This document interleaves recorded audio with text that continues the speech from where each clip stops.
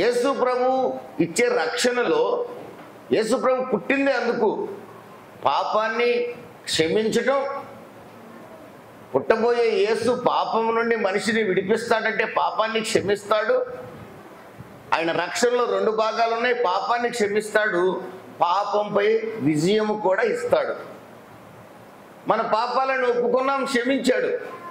కానీ మనకు అన్ని పాపాల మీద ఇంకా జయము రాలేదు. కొన్ని పాపాలు ఇంకా చేయకుండా ఉండలేకపోతున్నాం. ఆయన రక్షించడానికి ఏం చేశాడో తెలుసండి.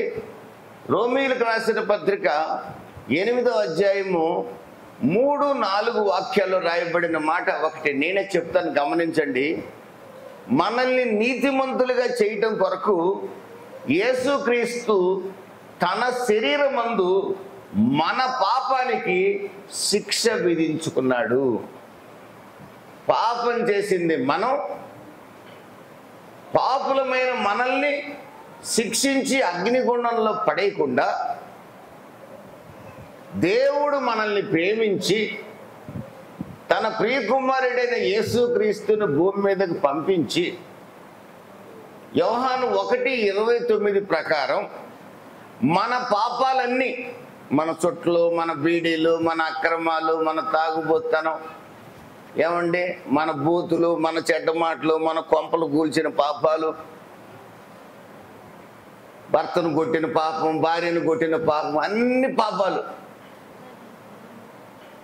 తన ప్రియ కుమారుడైన యేసుక్రీస్తు మీద దేవుడు మోపాడు. దేవునికి స్తోత్రం కలుగునుగాక. హల్లెలూయా. ఎందుకు ఆయన మోపాడో తెలుసా? నువ్వు ప్రభువా నన్ను క్షమించు, నన్ను రక్షించు అన్న వెంటనే ఇక్కడ కూర్చున్న మీరు, మీ పాస్టర్ ఎప్పుడో మీ ఊళ్ళో తిరుగుతా యేసుప్రభు గురించి వాక్యం చెప్తే మీరు విన్నారు. యేసుప్రభు దేవుడని ఎప్పుడైతే మీరు నమ్మి విశ్వాసం ఉంచారో వెంటనే మీ పాపాలన్నీ దేవుడు తన కుమారుని మీద వేసేసాడు. అంటే యేసుక్రీస్తు మన పాపాలన్నీ తన మీద వేసుకున్నాడు. పాపానికి శిక్ష విధించబడాలి. పాపం చేసింది మనం, శిక్ష పడాల్సింది మనకి. కానీ మన పాపానికి శిక్ష రోమా 8:4 ప్రకారం యేసు ప్రభు శిక్షించుకున్నాడు. మన పాపానికి శిక్ష ఆయన వేసుకున్నాడు. ఇది ఎక్కడ విచిత్రమో చూడండి. ఎందుకు ప్రభువా మా పాపానికి శిక్ష నువ్వేసుకున్నావు? నువ్వు ఎవరివి అని అడిగితే, నేను లోక రక్షకుడిని, మిమ్మల్ని నరకం నుంచి తప్పించడానికి వచ్చాను. మీరు పాపంలో ఉంటే నరకానికి వెళ్తారు. ఈ ఎండ వేడే తట్టుకోలేరు, మీరు నరకపు వేడి మీరు తట్టుకోలేరు. అక్కడ చిటికెన వేలుతో కూడా నీళ్లు దొరకవు, ముంచితే దొరికే నీళ్లు కూడా మీకు దొరకవు. మీరంటే నాకు ఇష్టం, ఆ బాధ మీరు పడకూడదని మీ పాపాన్ని నా మీద వేసుకొని మీ పాపాల కొరకు నేను శిక్షించబడ్డాను, మిమ్మల్ని నీతిమంతులుగా తీర్చాను. చప్పట్లు కొట్టి ప్రభువు నామాన్ని కనపరుస్తున్నాను. ఈ రోజున మనం ఎవరమంటే, యేసు శిక్షించుకొని శిలువలో అమూల్యమైన రక్తాన్ని చిందించాడు. యేసు ప్రభువుని నమ్ముకొని ఆయన రక్తంతో మనం కడగబడ్డాం.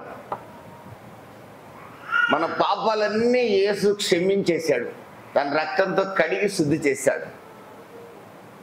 రోమా 5:8 ప్రకారం యేసుక్రీస్తు మనల్ని ఇప్పుడు నీతిమంతులు అని పిలుస్తున్నాడు. మీరు నీతిమంతులు అని పిలుస్తున్నాడు మనల్ని. ఇక నీతిమంతులు చనిపోతే ఎక్కడికి వెళ్తారంటే దేవుని రాజ్యంలోకి వెళ్తారు. దేవునికి స్తోత్రం కలుగునుగాక. హల్లెలూయా. మనం ఈ భూమి మీద నుంచి ఎప్పుడు వెళ్ళిపోయినా నేరుగా దేవుని రాజ్యానికి వెళ్ళే అర్హత యేసు రక్తం మనకిచ్చింది.